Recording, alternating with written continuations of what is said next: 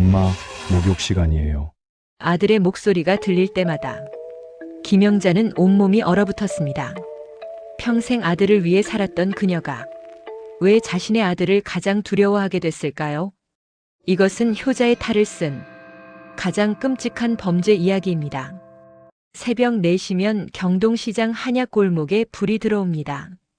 그 첫 번째 불빛은 언제나 김영자의 가게에서 시작되었지요.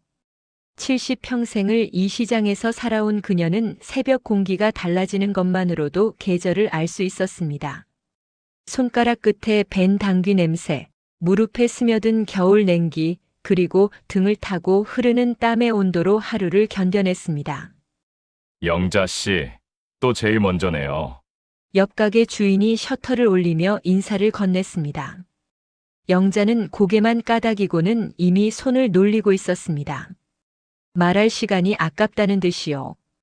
황기 한 단을 저울에 올리고 대추를 골라내고 인삼을 포장하는 그녀의 손놀림은 기계처럼 정확했습니다. 40년을 한 가게에서 같은 일을 해온 사람의 손이었습니다.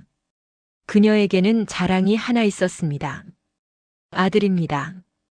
이 뼈 빠지는 시장 바닥에서 모은 돈으로 아들을 명문대에 보냈다는 것, 그것이 영자의 전부였습니다. 남편이 일찍 세상을 떠난 뒤 홀로 아이를 키우며 단 한 번도 쉬지 않았습니다. 명절에도 몸이 아파도 태풍이 와도 가게 문을 열었지요. 우리 진수는 달라요.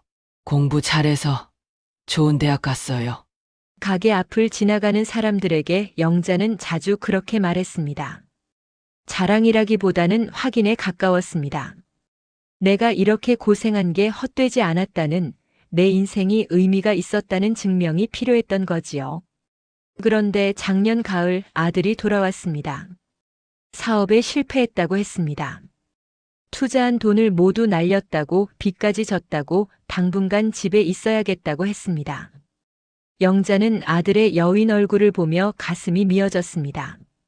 35 청년이 이렇게 초라한 모습으로 돌아오다니. 하지만 괜찮았습니다. 엄마가 있으니까요. 다시 일어설 수 있을 때까지 엄마가 옆에서 지켜주면 되니까요. 진수야, 괜찮아. 천천히 생각해. 영자는 그렇게 말하며 아들의 등을 토닥였습니다. 처음 몇 주는 평화로웠습니다. 진수는 어머니 앞에서 순한 아들이었습니다. 밥을 차려주면 잘 먹었고 시장에 일 나가는 어머니를 배웅했으며 때로는 설거지도 도왔습니다. 친척들이 방문하면 정중하게 인사했고 어머니 걱정을 끼쳐드려 죄송하다고 고개를 숙였습니다. 하지만 영자가 새벽에 시장으로 떠나고 나면 집은 달라졌습니다. 진수는 어머니의 방을 뒤졌습니다. 서랍을 열고 옷장을 뒤지고 장롱 위에 숨겨둔 통장을 찾아냈습니다. 비밀번호를 알아내기 위해 어머니의 생일, 자신의 생일, 결혼기. 세 번째 시도에서 통장이 열렸습니다. 잔액은 3천만 원. 평생을 모은 돈이었습니다. 진수는 그 숫자를 보며 입맛을 다셨습니다. 일단 500만 원만. 어머니가 눈치채지 못할 정도로만. 그렇게 생각하며 은행으로 향했습니다. 겨울이 깊어질수록 영자의 몸은 무거워졌습니다. 새벽같이 일어나는 게 힘들었고 하루 종일 서 있는 것이 고통스러워졌습니다. 손가락이 붓고 발목이 시큰거렸으며 머리가 자주 어지러웠습니다. 하지만 쉴 수 없었습니다. 집에 아들이 있었으니까요. 밥을 차려줘야 하고 용돈도 줘야 하고 새 출발을 위한 미천도 마련해줘야 했으니까요. 통장 잔액은 조금씩 줄어들고 있었습니다. 영자는 알았습니다. 하지만 모른 척했습니다. 아들이 필요한 게 있나 보다, 면접 볼 때 쓰는 건가 보다, 친구들 만나는데 돈이 필요한가 보다. 그렇게 생각하려 애썼습니다. 어느 토요일 오후였습니다. 시장은 사람들로 북적였습니다. 주말이면 관광객들이 몰려들어 평일보다 2배는 바빴지요. 영자는 쉴 새 없이 손님을 맞았습니다. 한약재를 싸고 계산을 하고 다음 손님을 받았습니다. 점심도 거른 채 오후 3시가 넘어가고 있었습니다. 이모, 단기 한근에 얼마예요? 35,000원입니다. 조금만 깎아주세요. 죄송합니다. 요새 시세가 올랐어요.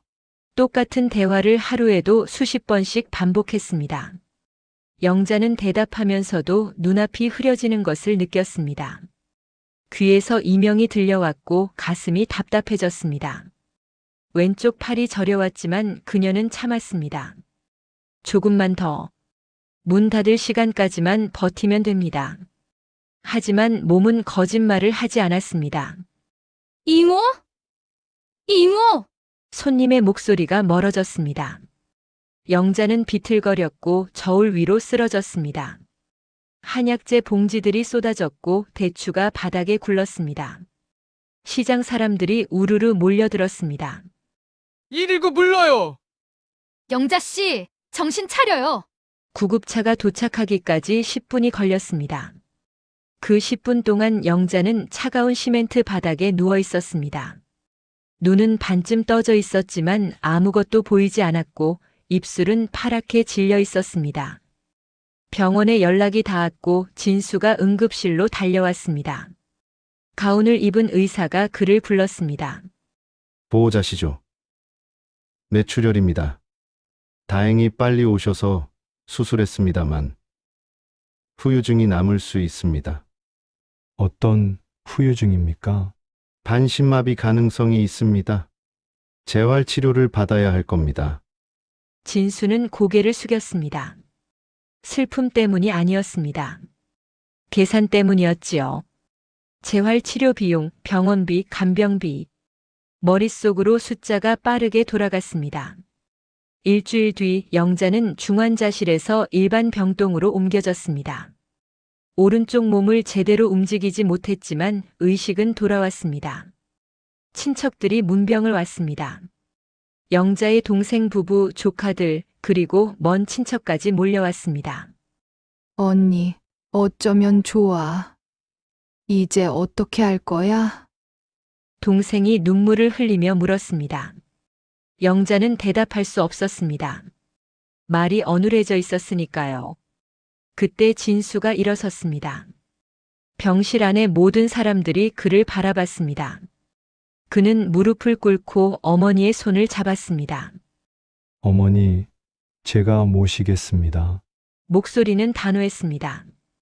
병원비도 재활치료도 앞으로의 모든 일도 제가 책임지겠습니다. 제가 곁에 있겠습니다. 친척들이 감탄했습니다. 진수야, 기특하다. 역시 내가 아들이구나. 영자씨, 아들 잘 키웠어? 저렇게 효자가 어디 있어? 요새 젊은 사람들 중에 저런 아이가 있다니. 정말 대견하네. 칭찬이 쏟아졌습니다. 진수는 고개를 숙인 채 어머니의 손을 꼭 쥐고 있었습니다. 그의 입가에는 아무도 눈치채지 못한 미소가 스쳐 지나갔습니다. 영자는 아들의 손을 느꼈습니다. 따뜻했습니다. 아니, 따뜻해야 했습니다. 그녀는 믿고 싶었습니다. 자신이 평생을 바쳐 키운 아들이 이제는 자신을 지켜줄 거라고. 그 믿음이 없다면 그녀의 인생은 무엇이었을까요? 하지만 믿음과 진실은 다른 것이었습니다. 병실 창밖으로 겨울 해가 지고 있었습니다. 경동시장 쪽 하늘이 붉게 물들었습니다. 영자는 그 하늘을 보며 생각했습니다. 내일이면 시장에 나가야 하는데, 가게 문을 열어야 하는데, 하지만 이제 그녀는 일어설 수조차 없었습니다. 진수는 여전히 어머니의 손을 잡고 있었습니다. 그의 머릿속에서는 다른 계산이 진행되고 있었습니다. 진명의 남은 통장 잔액, 그리고 앞으로 어머니를 이용할 수 있는 방법들. 효자의 가면은 완벽했습니다. 그리고 가장 완벽한 범죄는 아무도 의심하지 않는 곳에서 시작되는 법입니다. 퇴원하는 날 친척들이 모두 나왔습니다. 동생이 짐을 챙기고 조카가 휠체어를 밀었으며 진수는 어머니를 부축했습니다. 병원 복도를 지나며 간호사들이 손을 흔들었습니다. 어머니, 건강하세요. 아들분이 잘 모실 거예요. 영자는 고개를 까닥이며 답했습니다. 말은 여전히 어눌했지만 표정만은 밝았습니다. 집으로 돌아간다는 것, 익숙한 내 방에서 잘 수 있다는 것, 그것만으로도 위안이 되었으니까요. 차가 제기동 골목에 들어섰습니다. 좁은 길 양옆으로 오래된 단독주택들이 다닥다닥 붙어 있었습니다. 영자가 30년을 살아온 집이었습니다. 대문을 열고 들어서자 익숙한 마당이 보였습니다. 장독대 옆 감나무는 여전했고 현관 앞 화분의 동백나무는 겨울에도 푸르렀습니다. 언니, 집이 참 그대로네. 동생이 마당을 둘러보며 말했습니다. 응. 아무것도 안 변했어. 영자는 짧게 대답했습니다. 말을 많이 하면 발음이 흐트러졌으니까요. 진수가 어머니를 안방까지 모셨습니다. 친척들이 짐을 날랐고 이불을 펴고 방을 정돈했습니다. 다들 바쁘게 움직였습니다. 그러다 동생이 물었습니다. 진수야, 간병이는 언제 오니? 아, 그건요. 진수가 잠시 뜸을 들였습니다. 제가 직접 모시려고요. 간병인보다 제가 더 잘할 수 있을 것 같아서요. 아니, 그래도 내가 어떻게 혼자서. 괜찮습니다.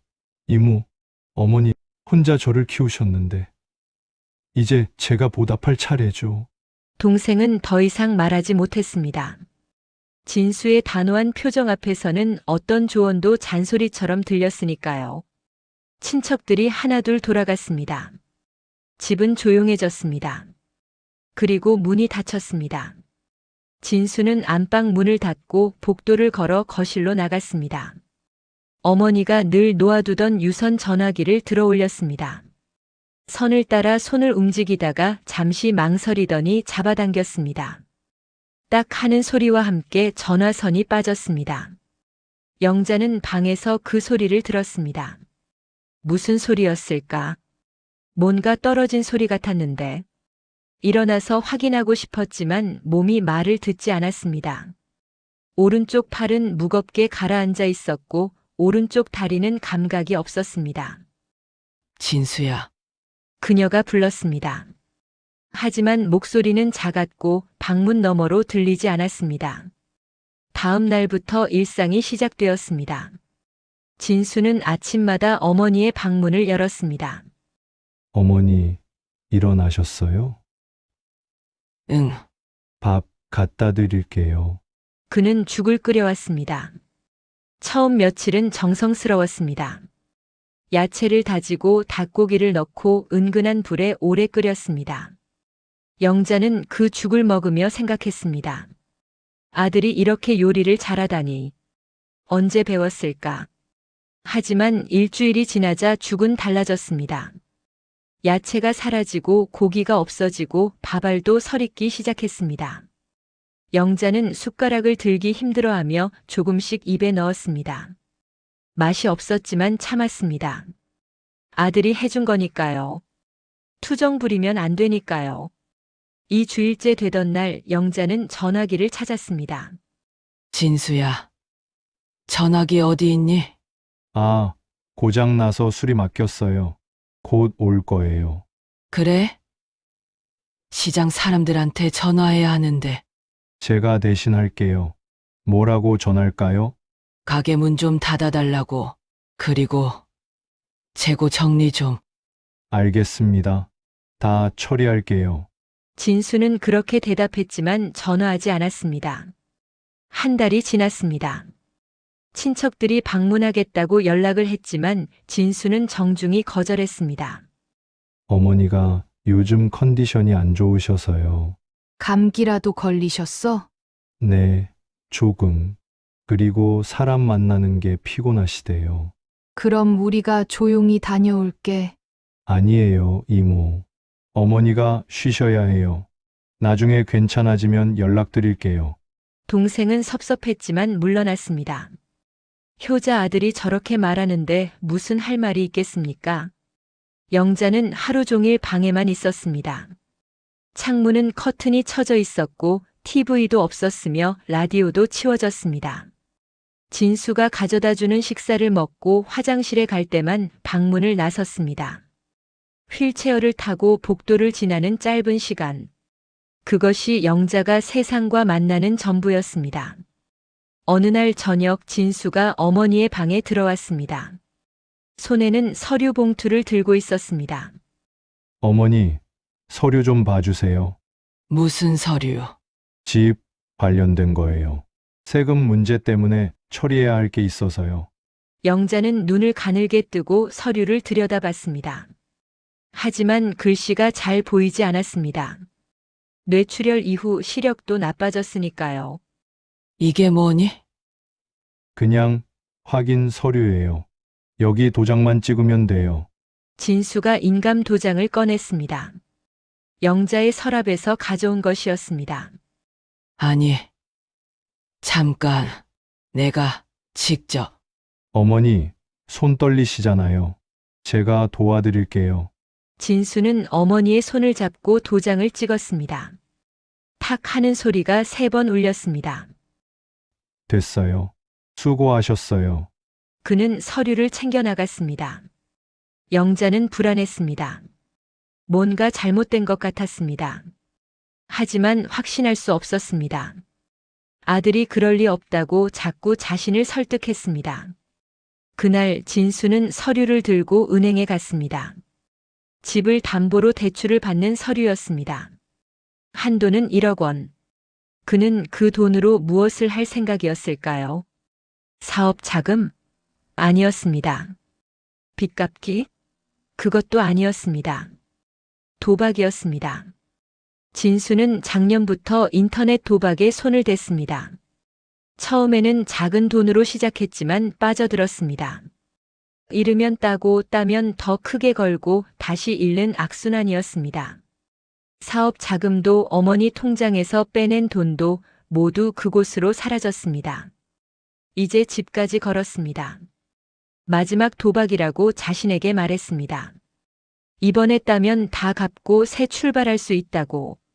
그런 말을 그는 100번도 넘게 자신에게 했습니다. 새벽 3시 진수가 집에 돌아왔습니다. 비틀거리며 대문을 열고 들어섰습니다. 얼굴은 창백했고 눈은 충혈되어 있었습니다. 그는 소파에 주저앉아 머리를 감싸 쥐었습니다. 1억이 사흘 만에 반으로 줄었습니다. 망했어. 완전히 망했어. 그는 중얼거렸습니다. 그러다 고개를 들어 안방 쪽을 바라봤습니다. 닫혀있는 방문. 그 안에 어머니가 있었습니다. 아무것도 모르는 어머니. 아무것도 할 수 없는 어머니. 그의 표정이 변했습니다. 슬픔에서 분노로, 분노에서 원망으로. 다 엄마 때문이야. 그가 말했습니다. 엄마가 날 이렇게 키웠잖아. 뭐든 다 해주고, 뭐든 다 받아주고. 그래서 난 혼자 아무것도 못하는 사람이 됐어. 엄마가 날 망친 거야. 진수는 일어나 안방으로 걸어갔습니다. 문을 열었습니다. 영자는 잠들어 있었습니다. 작고 여린 노인이었습니다. 평생 아들을 위해 살았던 사람이었습니다. 하지만 진수의 눈에는 그게 보이지 않았습니다. 그에게 어머니는 이제 원망의 대상이었고 동시에 마지막 자원이었습니다. 아직 집이 남았어. 그는 중얼거렸습니다. 집을 팔면 돼. 그럼 다 해결돼. 다음 날부터 영자의 식사는 더 줄었습니다. 하루 2끼가 1끼가 되었고 1끼도 성에 없어졌습니다. 찬물에 밥 말아 가져다 주고 반찬은 김치 한 조각이었습니다. 어머니, 식사 가져왔어요. 진수는 그렇게 말하며 쟁반을 놓고 나갔습니다. 영자는 그 밥을 보며 눈물을 삼켰습니다. 배가 고팠습니다. 하지만 더 고통스러운 것은 아들의 눈빛이었습니다. 며칠 전부터 진수는 어머니를 똑바로 보지 않았습니다. 진수야, 영자가 불렀습니다. 내가 뭘 잘못했니? 진수는 문 앞에서 멈췄습니다. 천천히 돌아섰습니다. 잘못했냐고요? 그의 목소리는 차가웠습니다. 엄마는 날 어떻게 키웠어요? 공부만 하라고 했죠? 친구 만나지 말라고 했죠? 아르바이트 하지 말라고 했죠? 그래서 난 세상 물정 모르는 사람이 됐어요. 아니야. 난 사업 망한 것도 엄마 때문이에요. 난 현실을 몰랐어요. 엄마가 다 해줬으니까. 그래서 실패했어요. 진수야. 그건 아니지. 영자의 목소리는 떨렸습니다. 진수는 한 발 더 다가왔습니다. 그리고 지금 이 꼴도 엄마 탓이에요. 내가 엄마 때문에 집에 묶여 있잖아요. 내 인생을 살 수가 없잖아요. 미안. 영자는 울었습니다. 아들의 말이 칼처럼 파고들었습니다. 혹시 정말 그럴까? 내가 잘못 키운 걸까? 의심이 자라났습니다. 진수는 더 이상 말하지 않고 방을 나갔습니다. 문이 닫혔습니다. 영자는 어두운 방에 혼자 남았습니다. 그날 밤 영자는 잠들지 못했습니다. 아들의 말이 머릿속에서 맴돌았습니다. 정말 내가 잘못한 걸까? 너무 많이 해준 게 독이 됐을까? 사랑이 아이를 망친 걸까? 창밖으로 겨울바람이 불었습니다.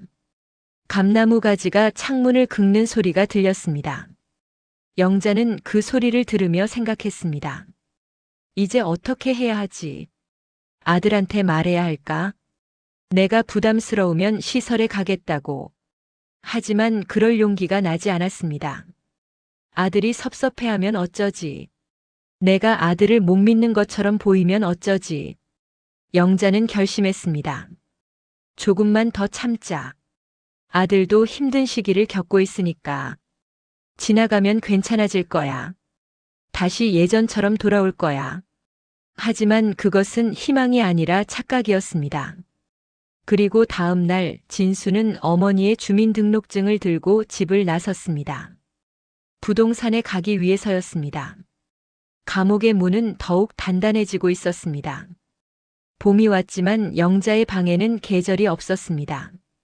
커튼은 항상 쳐져 있었고 창문은 잠겨 있었으며 환기도 제대로 되지 않았습니다. 방 안에는 묵은 냄새가 배어 있었습니다. 병든 사람의 냄새, 씻지 못한 옷의 냄새, 그리고 절망의 냄새. 영자는 이제 거의 움직이지 못했습니다. 재활치료는 처음 한 달만 받았습니다. 진수가 비용이 너무 많이 든다며 끊어버렸으니까요. 그 뒤로 영자의 오른쪽 몸은 더욱 굳어졌습니다. 근육이 빠졌고 관절이 굳었으며 피부는 창백해졌습니다. 식사는 하루에 한 번으로 줄었습니다. 진수는 아침에 밥을 가져다 주고 나서 저녁 늦게까지 집에 돌아오지 않았습니다. 어디로 가는지 말하지 않았습니다. 영자는 물도 제대로 마시지 못했습니다. 물병은 아침에 한 번 채워지면 끝이었습니다. 가장 고통스러운 것은 화장실이었습니다. 영자는 휠체어를 타고 화장실에 갈 수 있었지만 진수를 불러야 했습니다. 하지만 집에 아무도 없을 때가 많았습니다. 참다 결국 실수를 하는 날도 있었습니다. 그럴 때면 영자는 울었습니다. 수치심 때문이었습니다. 어느 날 오후 진수가 집에 일찍 돌아왔습니다. 방문을 열자 고약한 냄새가 났습니다. 영자는 침대 위에서 몸을 움츠리고 있었습니다. 또 그랬어요? 진수의 목소리는 차갑고 날카로웠습니다. 미안해. 너를 불렀는데 아무도 없어서. 휴. 진수는 한숨을 쉬었습니다. 짜증이 섞인 한숨이었습니다. 씻겨야겠네요. 일어나세요. 그는 어머니를 휠체어에 태워 화장실로 옮겼습니다. 영자는 온몸이 떨렸습니다. 목욕이 두려웠습니다. 처음에는 그냥 씻는 것이었지만 요즘 진수는 달랐습니다. 옷 벗어요. 진수가 말했습니다. 영자는 떨리는 손으로 옷을 벗으려 했지만 잘 되지 않았습니다. 진수가 거칠게 옷을 벗겼습니다. 영자는 눈을 감았습니다. 물이 몸에 닿았습니다. 차가웠습니다. 진수는 성의 없이 수건으로 어머니의 몸을 문질렀습니다. 거칠었습니다. 아팠습니다.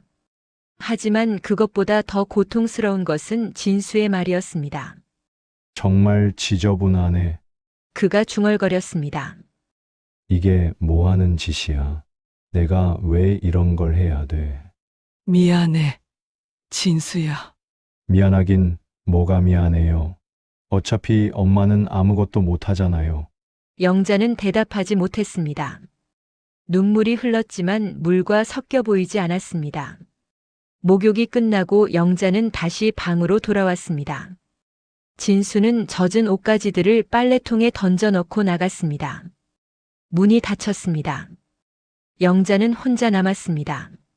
몸은 깨끗해졌지만 마음은 더러워진 것 같았습니다. 수치심이 온몸을 감쌌습니다. 자신이 한심했습니다. 이렇게까지 살아야 하나? 차라리 죽는 게 낫지 않을까? 그런 생각이 들 때마다 영자는 고개를 저었습니다. 아니야. 아직 포기하면 안 돼. 진수가 다시 예전처럼 돌아올 거야.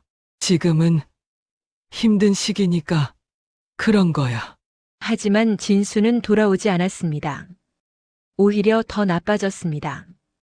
어느 날 영자는 자신의 팔에 멍이 든 것을 발견했습니다. 어제 진수가 휠체어에 태울 때 너무 세게 잡아서 생긴 것이었습니다. 며칠 뒤에는 허벅지에도 멍이 들었습니다. 침대에서 옮길 때 부딪힌 거였습니다. 아야. 영자가 작게 소리를 냈습니다. 진수는 듣지 못한 척했습니다. 아니, 들었지만 신경 쓰지 않았습니다.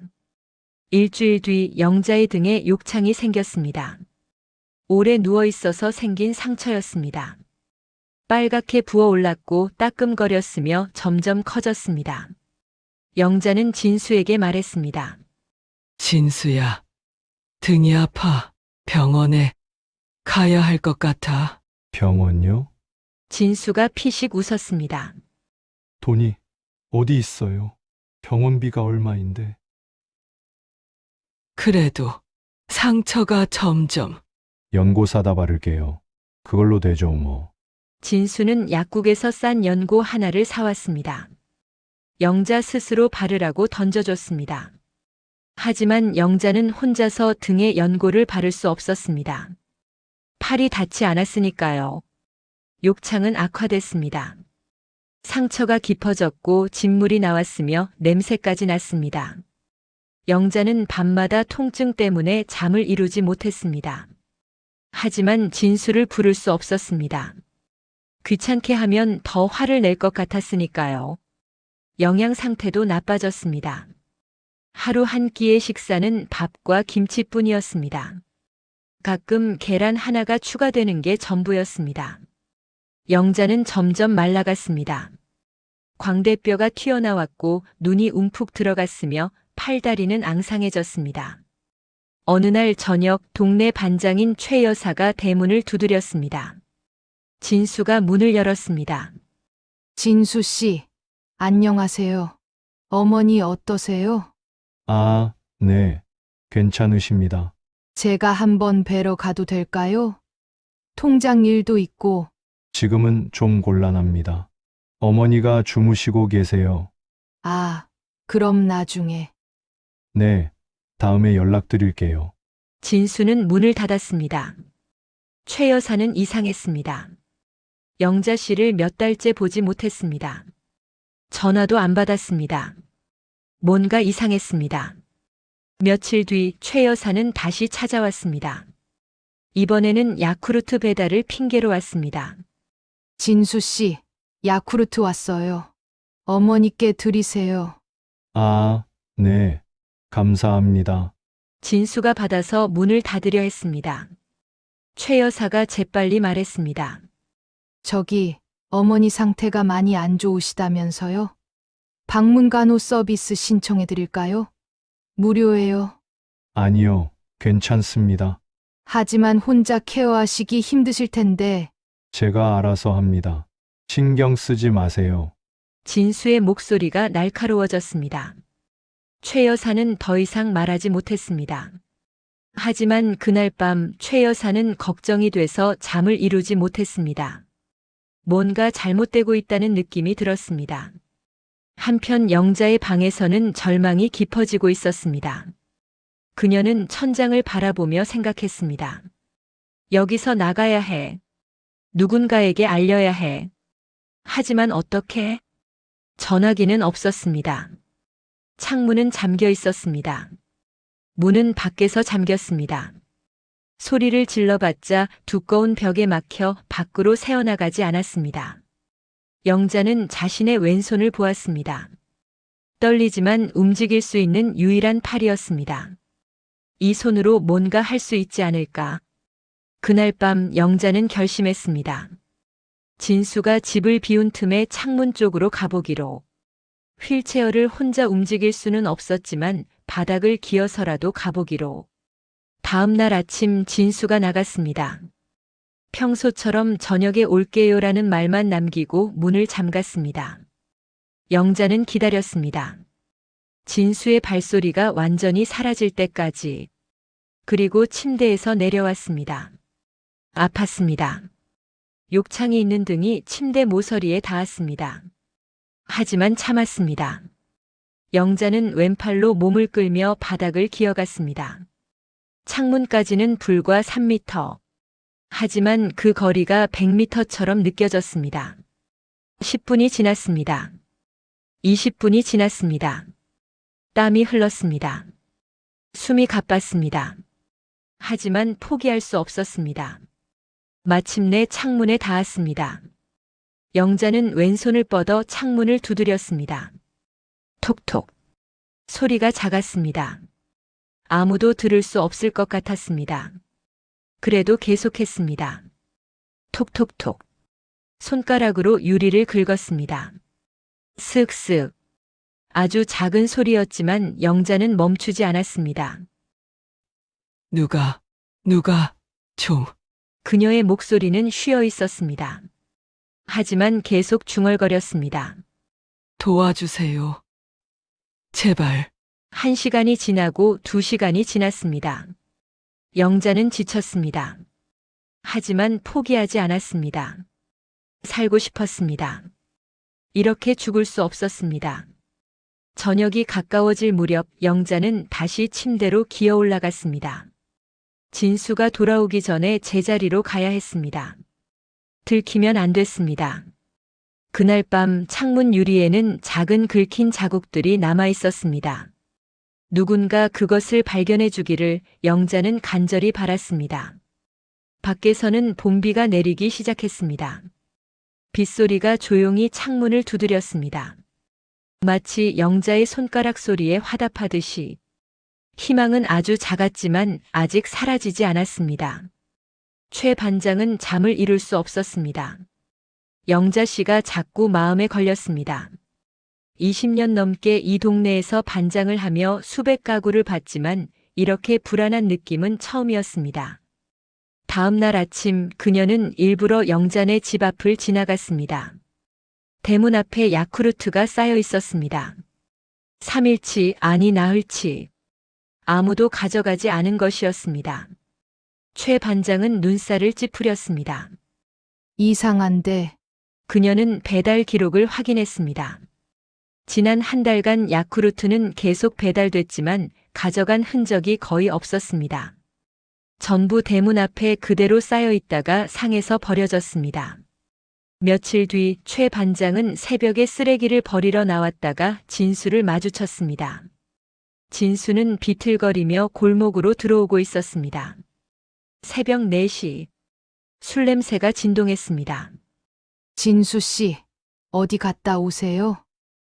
아, 친구들 만나고. 진수는 대충 대답하고 집으로 들어갔습니다. 최 반장은 그의 뒷모습을 바라보며 생각했습니다. 매일 밤 늦게 들어오고 어머니는 한 번도 안 보이고 전화도 안 받고 뭔가 잘못되고 있었습니다. 최 반장은 구청에 전화했습니다. 혹시 독거노인 방문 서비스 있나요? 네, 있습니다. 신청하시면 복지사가 방문합니다. 신청은 본인이 해야 하나요? 가족이나 이웃도 가능합니다. 어르신 성함과 주소만 알려주세요. 최 반장은 신청했습니다. 일주일 뒤 복지사가 찾아왔습니다. 최 반장이 함께 갔습니다. 진수가 문을 열었습니다. 무슨 일이세요? 안녕하세요. 구청 복지과입니다. 어르신 건강 확인차 방문했습니다. 저희 어머니는 괜찮으십니다. 그래도 법으로 정해진 방문이라. 지금 주무시고 계세요. 다음에 오세요. 진수는 단호했습니다. 복지사는 난처한 표정을 지었습니다. 법적으로 거부하실 수 없는데요. 어머니가 원하지 않으세요. 낯선 사람 만나는 걸 싫어하십니다. 그럼 보호자 동의서라도. 서류는 나중에 보내드릴게요. 지금은 좀 곤란합니다. 문이 닫혔습니다. 최 반장과 복지사는 서로를 바라봤습니다. 이상하지 않나요? 복지사가 말했습니다. 저도 그렇게 느껴요. 하지만 강제로 들어갈 수는 없어요. 그럼 어떻게 하죠? 일단 기록에 남기고 계속 모니터링 하겠습니다.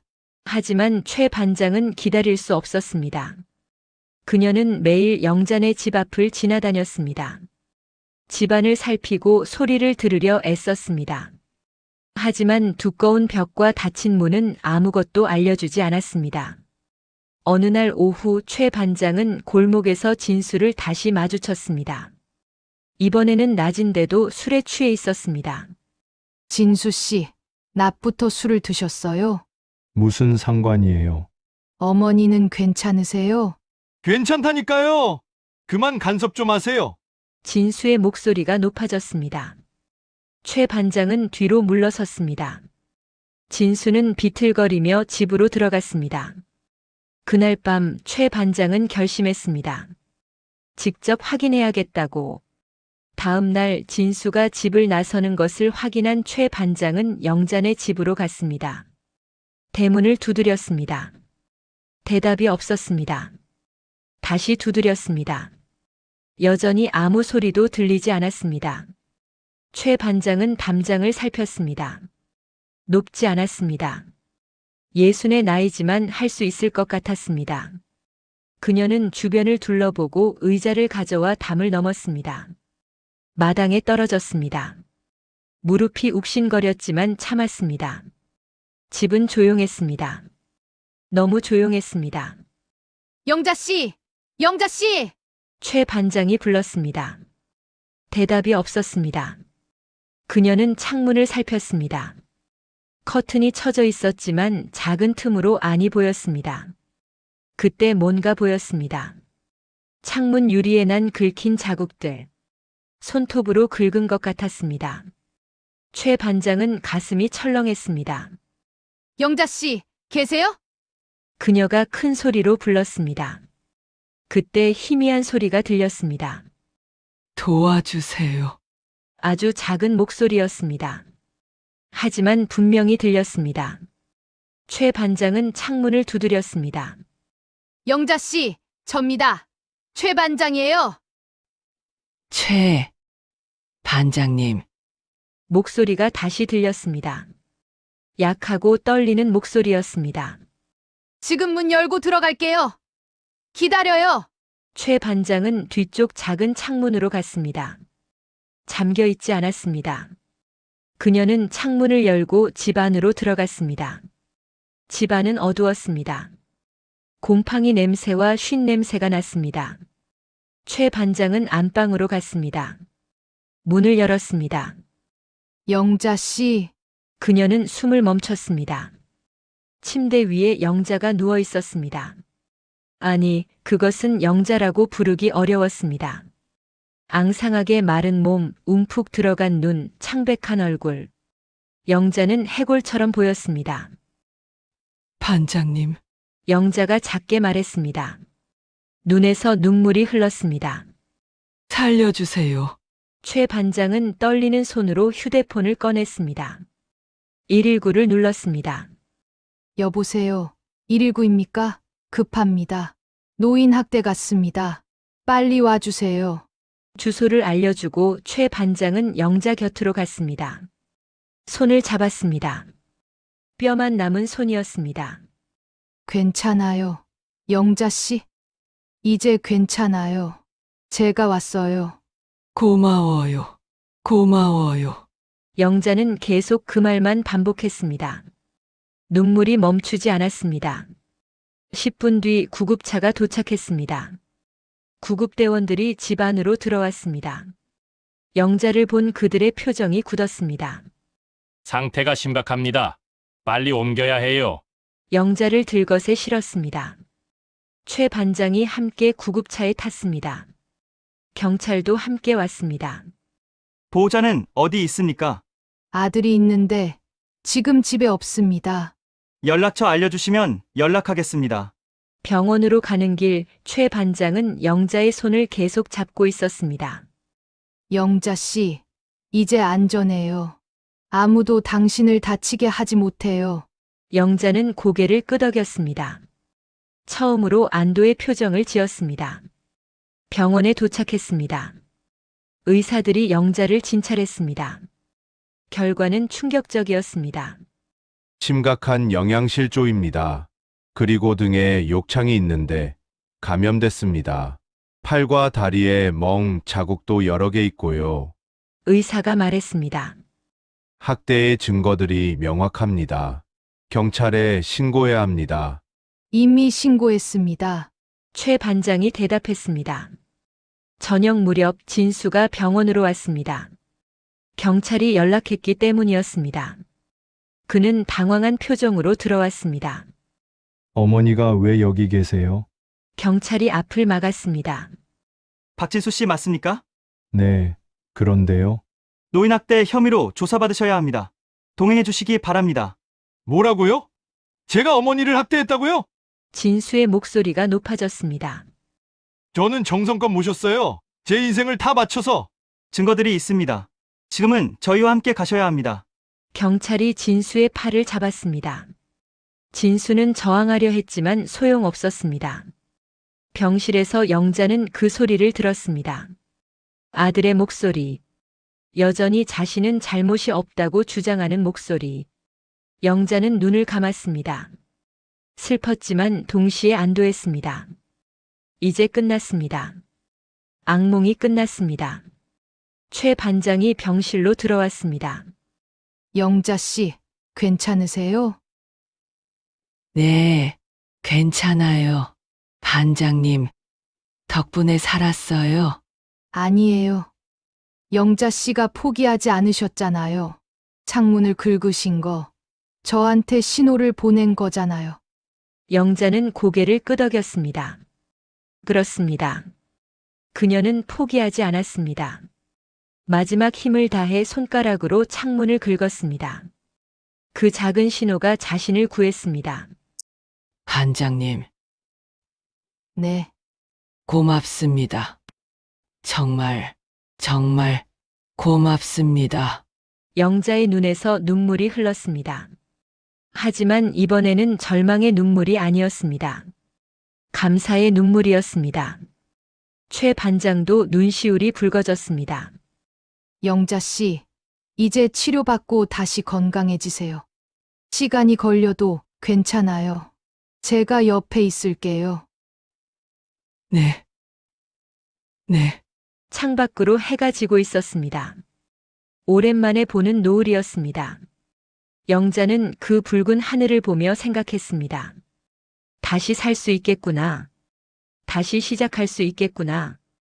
희망은 작은 창문에 긁힌 자국에서 시작되었습니다. 그리고 한 사람의 용기 있는 결단으로 이어졌습니다. 세상에는 아직 따뜻한 사람들이 있었습니다. 영자는 그것을 잊지 않을 것입니다. 영자는 병원에서 2달을 보냈습니다. 처음 일주일은 중환자실에 있었습니다. 몸이 너무 약해서 일반 병실로 옮길 수조차 없었으니까요. 링거를 맞고 영양제를 투여받고 감염된 욕창을 치료받았습니다. 최 반장은 매일 병원을 찾았습니다. 영자의 손을 잡아주고 따뜻한 죽을 끓여와서 먹였습니다. 말없이 곁에 앉아 있을 때도 많았습니다. 그것만으로도 영자에게는 위로였습니다.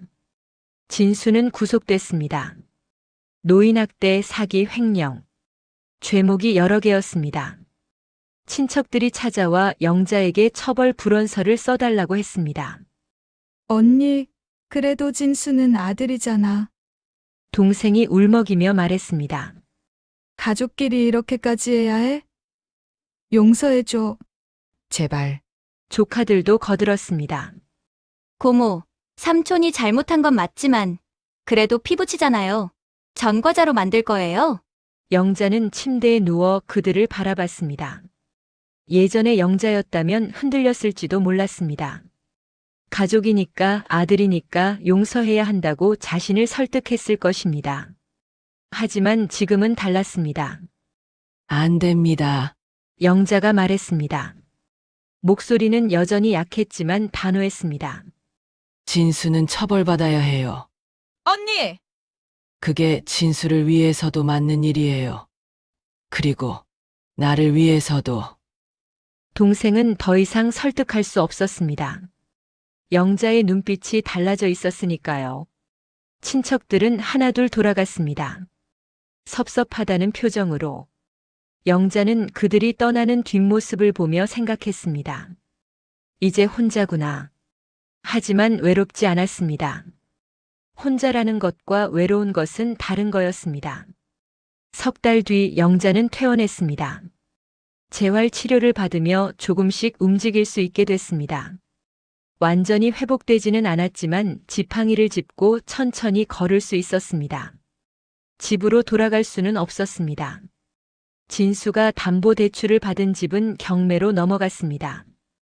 영자는 작은 원룸을 얻었습니다. 제기동에서 멀지 않은 곳이었습니다. 영자 씨, 혼자 사실 수 있겠어요? 최 반장이 걱정스럽게 물었습니다. 네, 이제 괜찮아요. 혼자서도 할 수 있어요. 영자는 웃으며 대답했습니다. 진짜 웃음이었습니다. 오랜만이었습니다. 영자는 다시 시작했습니다. 경동시장으로 돌아갈 수는 없었습니다. 몸이 예전 같지 않았으니까요. 대신 새로운 사업을 시작했습니다. 전통차 만들기였습니다. 어릴 적 할머니에게 배웠던 것들을 기억해냈습니다. 오미자차, 대추차, 생강차. 영자는 직접 재료를 손질하고 정성껏 차를 우려냈습니다. 작은 온라인 쇼핑몰을 열었습니다. 처음에는 주문이 거의 없었습니다. 하지만 영자는 포기하지 않았습니다. 한 잔 한 잔 정성을 다해 만들었습니다. 손편지도 함께 넣었습니다. 정성껏 만들었습니다. 따뜻하게 드세요. 마이너스 제기동 할머니. 입소문이 났습니다. 한 방송 프로그램에서 영자의 이야기를 다뤘습니다. 학대에서 살아남아 새 인생을 시작한 할머니의 전통차. 사람들이 관심을 가졌습니다. 주문이 폭주했습니다. 1년 뒤 영자는 작은 공방을 얻었습니다. 2명의 직원을 고용했습니다. 비슷한 처지의 중년 여성들이었습니다. 이혼 후 혼자 살아가는 사람, 남편을 잃고 막막해하는 사람. 영자는 그들에게 일자리를 주었습니다. 우리 함께 해봐요. 나이가 많아도, 처음이어도 괜찮아요. 3년 뒤 제기동 할머니의 정성차는 백화점에 입점했습니다.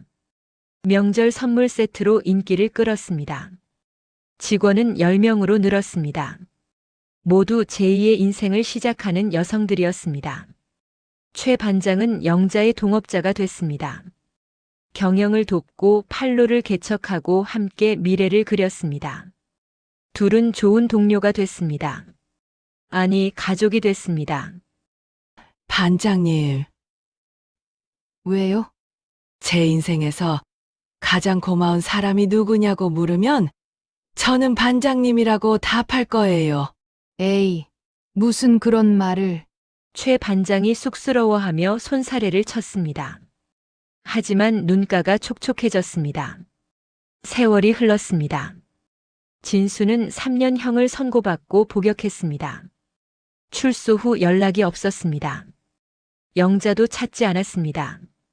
그런데 5년이 지난 어느 가을날 누군가 영자의 가게 문을 두드렸습니다. 영자는 문을 열었습니다.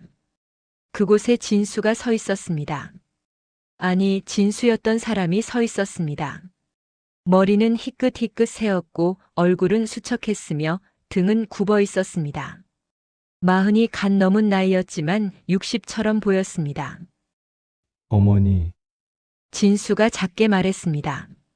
목소리도 변해 있었습니다. 영자는 그를 바라봤습니다. 감정이 복잡했습니다. 미움, 연민, 슬픔, 그리고 안도.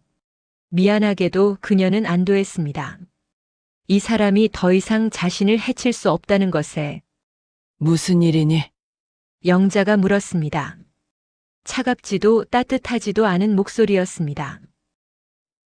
저 잘못했습니다. 정말 잘못했어요. 진수는 고개를 숙였습니다. 눈물이 떨어졌습니다. 용서해 주세요. 제발. 영자는 침묵했습니다. 오래 침묵했습니다. 진수는 계속 고개를 숙인 채 기다렸습니다. 진수야, 영자가 입을 열었습니다. 네, 용서는 할 수 있어. 그건 내 마음이니까. 진수가 고개를 들었습니다. 희망이 어린 눈빛이었습니다.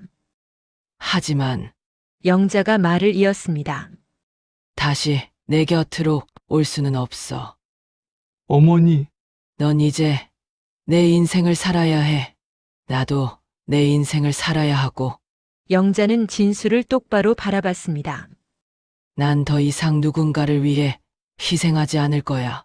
아들을 위해서도, 누구를 위해서도. 하지만 저는 갈 곳이 없어요. 복지관에 연락해봐. 거기서 도와줄 거야. 영자는 휴대폰을 꺼내 119를 눌렀습니다. 여보세요. 도움이 필요한 사람이 있어요. 주소는. 진수는 그 모습을 보며 깨달았습니다. 어머니는 더 이상 예전의 어머니가 아니라는 것을, 자신이 돌아갈 곳은 없다는 것을. 구급대가 왔습니다. 영자는 그들에게 설명했습니다. 이 사람 좀 복지시설로 연결해 주세요. 갈 곳이 없다고 하네요. 알겠습니다. 같이 가시죠. 구급대원이 진수에게 말했습니다. 진수는 어머니를 돌아봤습니다. 어머니, 정말 이게 끝인가요? 영자는 고개를 끄덕였습니다. 응, 이게 끝이야.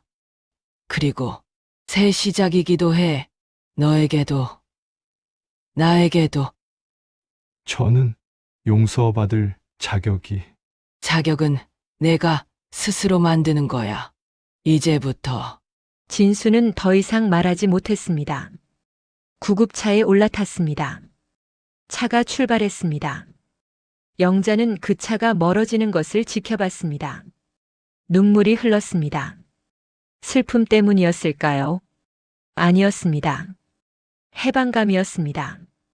최 반장이 다가왔습니다. 언제 왔는지 옆에 서 있었습니다. 괜찮으세요? 네, 괜찮아요. 영자는 눈물을 닦았습니다. 이제 정말 끝났어요. 힘드셨죠? 힘들었어요. 하지만 해야 할 일이었어요. 두 사람은 나란히 서서 가을 하늘을 바라봤습니다. 하늘은 높고 맑았습니다. 반장님, 네. 제가 배운 게 있어요. 뭔데요? 진정한 사랑은 때로 단절이라는 거요. 잘못된 것을 끊어낼 용기가 진짜 사랑이라는 거. 최 반장은 고개를 끄덕였습니다. 그리고 영자가 말을 이었습니다. 나 자신을 사랑하는 것이 이기적인 게 아니라는 것도 배웠어요. 맞아요. 당신이 행복해야 다른 사람도 행복하게 할 수 있어요. 영자는 웃었습니다. 진심으로. 그날 저녁 영자는 오랜만에 경동시장을 찾았습니다. 변한 것도 있었고 그대로인 것도 있었습니다. 예전 가게 자리는 다른 사람이 쓰고 있었습니다. 어머, 영자 씨. 시장 사람들이 반겨줬습니다. 살아계셨구나. 어디 아프셨다며? 네, 많이 아팠어요. 하지만 이제 괜찮아요. 얼굴이 좋아 보여. 잘 됐네. 영자는 시장을 천천히 걸었습니다. 한약재 냄새, 생선 냄새, 사람들의 웃음소리. 모든 것이 그리웠고 정겨웠습니다. 하지만 이제 이곳은 그녀가 살아야 할 곳이 아니었습니다. 그녀에게는 새로운 삶이 있었습니다. 자신을 위한 삶이. 집으로 돌아오는 길 영자는 생각했습니다. 인생은 언제라도 다시 시작할 수 있습니다. 60이든 70이든 중요한 것은 포기하지 않는 것, 그리고 자신을 사랑하는 것. 영자는 자신의 작은 원룸으로 돌아왔습니다. 창문을 열었습니다. 가을바람이 들어왔습니다. 상쾌했습니다. 책상 위에는 내일 배송할 전통차들이 놓여 있었습니다. 하나하나에 손편지가 붙어 있었습니다. 따뜻하게 드세요. 건강하세요. 행복하세요. 영자는 미소 지었습니다. 그리고 새로운 편지를 쓰기 시작했습니다. 인생은 언제라도 다시 시작할 수 있습니다. 포기하지 마세요. 창밖으로 별이 떴습니다. 오래간만에 보는 밤하늘이었습니다. 아름다웠습니다. 영자는 그 별들을 보며 중얼거렸습니다. 고마워요. 내가 포기하지 않아줘서. 그리고 내일을 기다렸습니다. 새로운 하루를, 새로운 삶을.